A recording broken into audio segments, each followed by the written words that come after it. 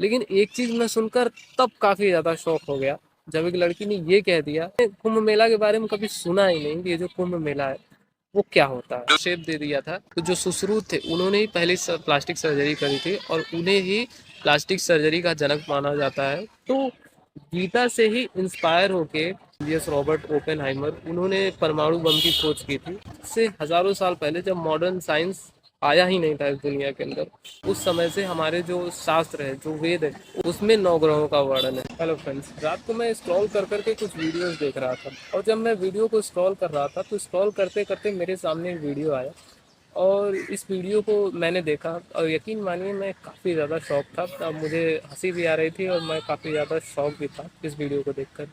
आप सोच रहे होंगे कि ऐसी कौन सी वीडियो है जिसको देखकर मैं शौक हो गया, इनफैक्ट मुझे हंसी भी आ रही थी। तो सबसे पहले आप ये वीडियो देख लीजिए और आप खुद डिसाइड करिए कि मैं हंस क्यों रहा था और मैं शौक क्यों था। Where is Coldplay concert is happening in Mumbai? Navi Mumbai, DY Patil. DY Patil. DY Patil. DY Patil. Navi Mumbai. Navi Mumbai. Kumbh happening. No idea. Navi Mumbai? Navi Mumbai. Do you know कितने साल बाद आता है महाकुंभ? नहीं. 5 years? 5 years no. 10 years?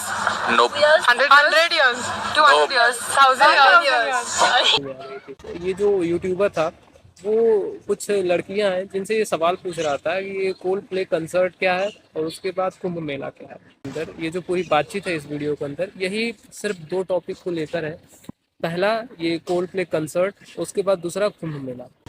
अब देखिए, as a Indian होने के नाते मैं तो जानता हूँ कि ये कुंभ मेला क्या है। जो अपने इंडियन है वो भी जानते हैं कि ये कुंभ मेला क्या है और इसकी दीवानगी या क्रेज़ किस तरफ से है। लेकिन इंडिया के अंदर एक ऐसा तबका है, एक ऐसा यूथ है जिसको पता ही नहीं है कि ये जो कुंभ मेला है वो क्या होता है। इस वीडियो को देखकर मैं काफ़ी ज़्यादा हैरान हो गया। वीडियो में आपने देखा होगा कि ये जो यूट्यूबर है इसने पूछा कि ये कुंभ मेला क्या है, तो लोगों ने जवाब दिया कि हमें नहीं मालूम। एक चीज़ मैं सुनकर तब काफ़ी ज़्यादा शौक हो गया जब एक लड़की ने ये कह दिया कि उसने ऐसा कोई वर्ड ही नहीं सुना, मतलब उसने कुंभ मेला के बारे में कभी सुना ही नहीं कि ये जो कुंभ मेला है वो क्या होता है। Do you know where is Mahakumbh is happening?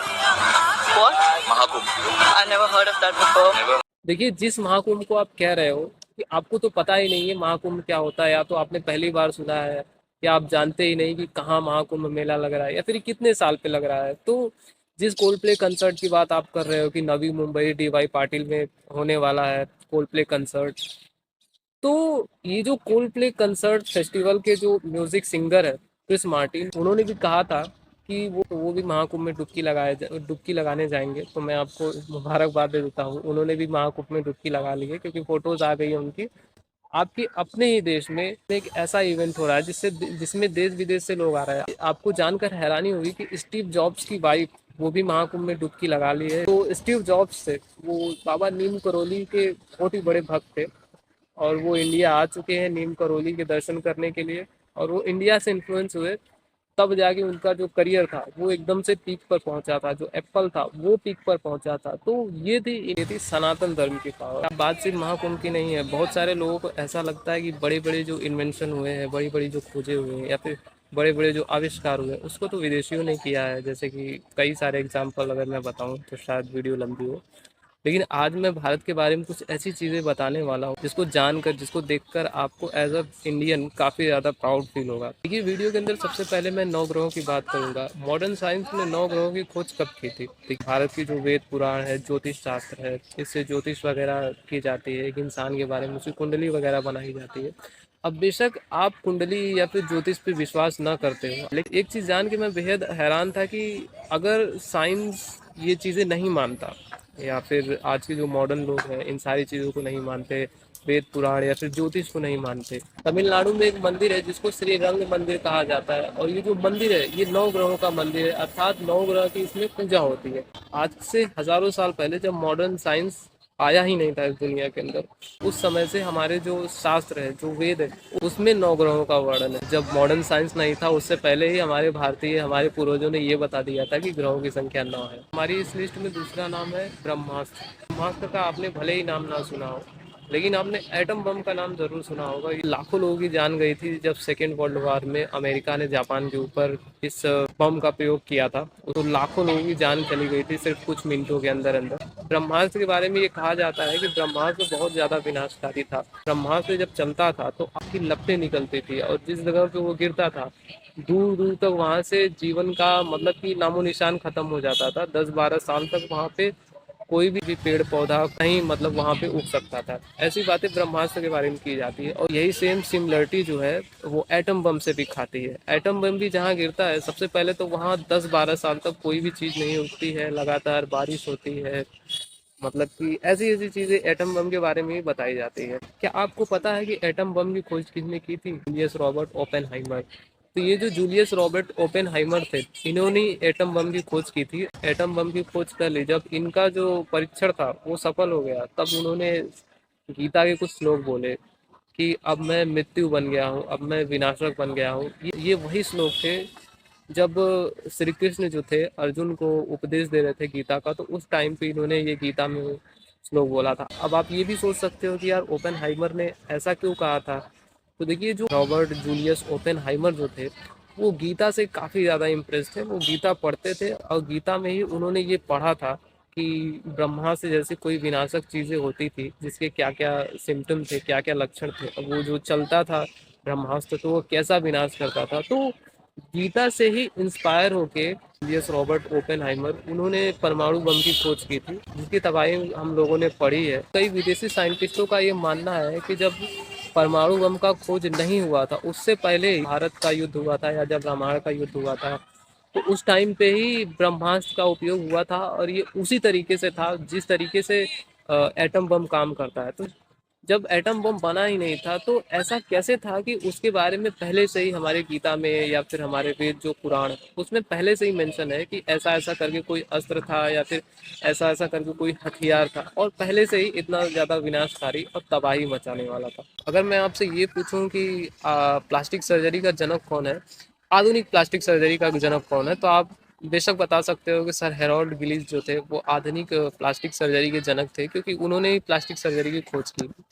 और मैं अगर ये कहूँ कि ये बात झूठ है, किसी और ने प्लास्टिक सर्जरी की खोज की थी और 800 टू 1000 BC पहले ही जो प्लास्टिक सर्जरी थी उसकी खोज हो चुकी थी। और आपको जानकर हैरानी होगी कि एक इंडियन ने की थी।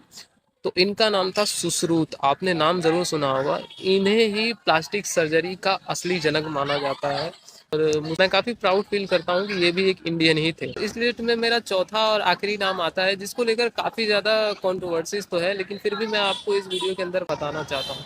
देखिए हम सभी जानते हैं कि जो आज का जो मॉडर्न एयरप्लेन है उसकी खोज राइट ब्रदर्स ने की थी। लेकिन क्या आपको एक चीज़ पता है, आपने शिवकर तलपड़े के बारे में सुना है? शिवकर तलपड़े के बारे में कहा जाता है कि इन्होंने पहली बार एयरप्लेन बनाया था और जो एयरप्लेन उन्होंने बनाया था वो 1500 फीट ऊंचाई तक भी गया था लेकिन वो फिर दुर्घटनाग्रस्त हो गया जिसकी वजह से जो प्रोजेक्ट था उनका वहीं पे रुक गया। क्योंकि बात यहाँ पर तो ठीक है राइट ब्रदर्स ने सक्सेसफुली उड़ाया और उनका क्रेडिट उनको गया, लेकिन मैं एक चीज़ यार सोचकर हैरान हो जाता हूँ। भारद्वाज ऋषि की एक बुक है जिसको विमान शास्त्र कहा जाता है और विमान शास्त्र में मैं बता रहा हूँ कि कई तरह के विमानों के बारे में, जहाज़ों के बारे में ये बताया गया है कि वो कैसे बने थे, उनको कैसे बनाया जा सकता है और वो कैसे बनने के बाद उनमें क्या क्या फ्यूल हो सकता है, उसमें जो पायलट होगा उसकी ड्रेसेस कैसे होगी। ऐसी बहुत सारी चीज़ बताई है विमान शास्त्र में जिसको देखकर मैं काफ़ी ज़्यादा हैरान और शौक हो गया था।